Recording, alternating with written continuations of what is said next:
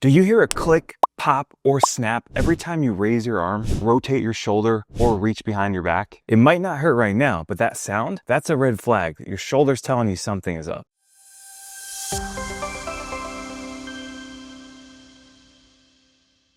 You're not alone. Noisy shoulders are common, but they're not normal. Left unchecked, they can lead to inflammation, impingement, or even long-term dysfunction. But it's important to keep in mind that not all noise from shoulders is bad, only some of it if there's pain associated with it or a traumatic incident caused it or came before it. So let's get into what causes it and how to fix it. Breaking it down, most shoulder noises happen because something just isn't moving smoothly or properly. It's not usually a tear, it's usually a movement issue. And here are the usual suspects: poor scapular control, weak or uncoordinated rotator cuff, tight tissues pulling the joint off center like the lats or the pecs, or a combo of all the above.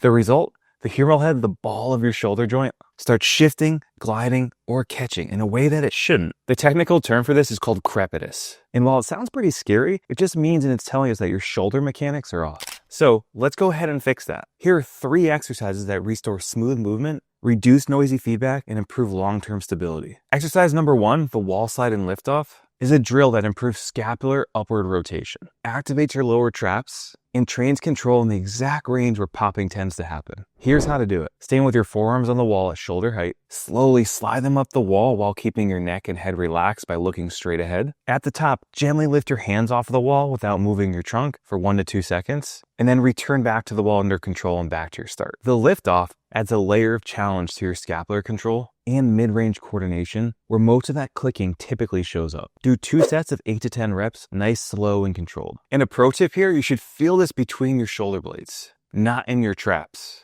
Keep your core tight and avoid flaring the ribs. Exercise number 2 is known as the Serratus Wall Slides. This one obviously targets the serratus anterior muscle. This is a critical stabilizer for clean scapular motion. And if the scapula just isn't gliding properly along your rib cage, your shoulder joint gets noisy and unstable. To do it, start just like you did with the wall slides, but this time press through your forearms pretty aggressively on the wall. And as you reach up, add a small forward push at the top.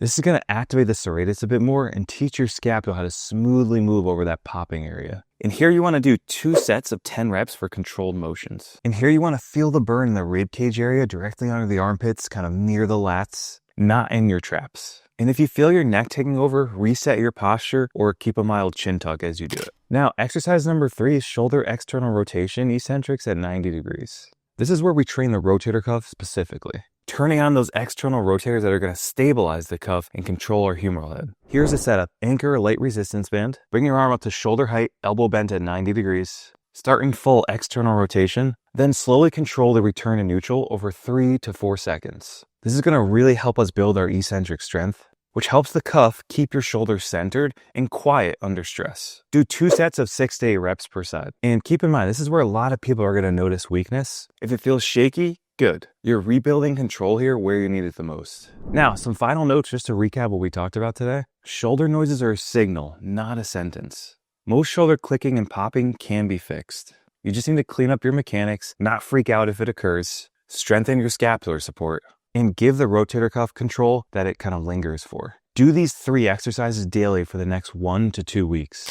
Focus on slow, clean movement, not heavy loading, and watch as that noise fades and your movement control improves. And your shoulder in turn feels stronger and more stable than ever. If your shoulder has been noisy for a while, please don't ignore it. This could be an early warning sign. Fix the movement now, and you won't need to fix a bigger injury come later. If this helped, smash the like button, subscribe for more no-fluff shoulder strategies, and watch this video linked down below for 3 steps on how to reduce your shoulder pain. You don't need endless injections or endless rests. You need a right plan. And now you got that. Take care and have an awesome rest of your day.